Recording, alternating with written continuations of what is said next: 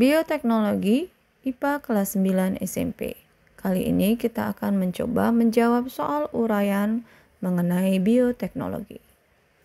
Soal pertama, apakah kelemahan dari bioteknologi konvensional? Kelemahannya adalah proses lambat dan bergantung pada siklus reproduksi alami. Hasil tidak selalu konsisten atau dapat diprediksi.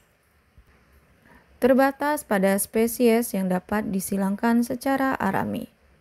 Rentan terhadap kontaminasi dan perubahan lingkungan. Soal kedua, yang dimaksud dengan kultur jaringan adalah teknik perbanyakan tanaman secara aseptik atau steril dengan menumbuhkan bagian tanaman seperti jaringan atau sel pada media khusus di laboratorium. Soal ketiga, tuliskan langkah-langkah rekayasa genetika untuk menghasilkan tanaman transgenik. 1. Identifikasi gen yang diinginkan. 2. Isolasi gen tersebut dari organisme asalnya. 3. Sisipkan gen ke dalam vektor seperti plasmid. Masukkan vektor ke dalam sel tanaman. Melalui teknik seperti agrobacterium tumefaciens atau gen GAN. 5. Seleksi sel tanaman yang berhasil dimodifikasi. 6. Regenerasi tanaman utuh dari sel yang telah dimodifikasi. 7. Uji coba dan evaluasi tanaman transgenik. Soal keempat, apakah tujuan dilakukannya inseminasi buatan? Tujuannya adalah meningkatkan kualitas genetika ternak, mempercepat program pemuliaan, mencegah penularan penyakit kelamin pada ternak, efisien dalam distribusi sperma dari pejantan unggul. 5. Berikan contoh-contoh hewan transgenik yang telah dikembangbiakan. 1. Tikus transgenik untuk penelitian penyakit manusia. 2. Kambing transgenik menghasilkan protein obat dalam susunya. 3. Ikan salmon transgenik tumbuh lebih cepat. 4. Sapi transgenik resisten atau tahan terhadap penyakit atau menghasilkan susu bebas laktosa. Soal ke-6, apakah kelemahan atau kekurangan dari bioteknologi modern?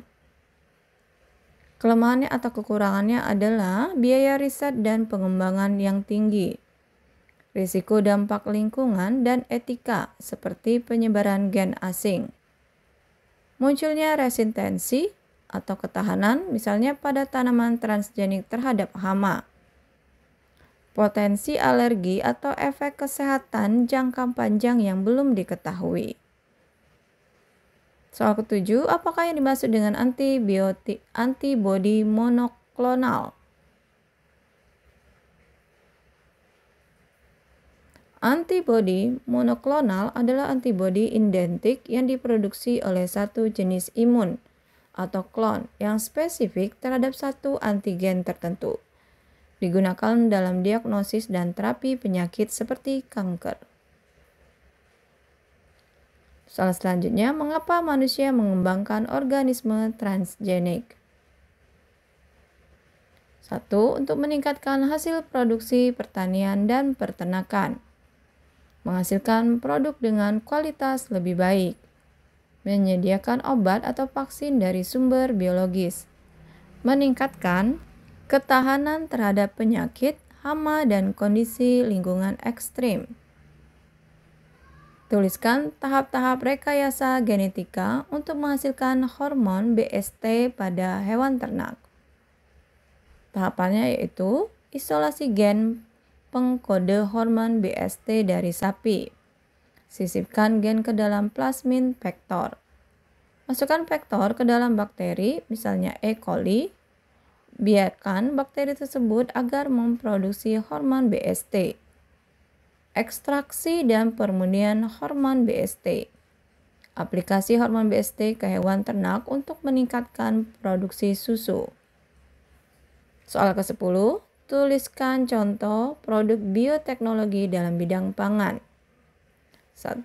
Keju dan yogurt menggunakan mikroorganisme fermentasi. 2. Tempe dan tahu. 3. Nasi emas atau golden rice yang diperkaya vitamin A. 4. Jagung dan kedelai transgenik tahan lama. Dan daging kultur, hasil rekayasa sel hewan di laboratorium.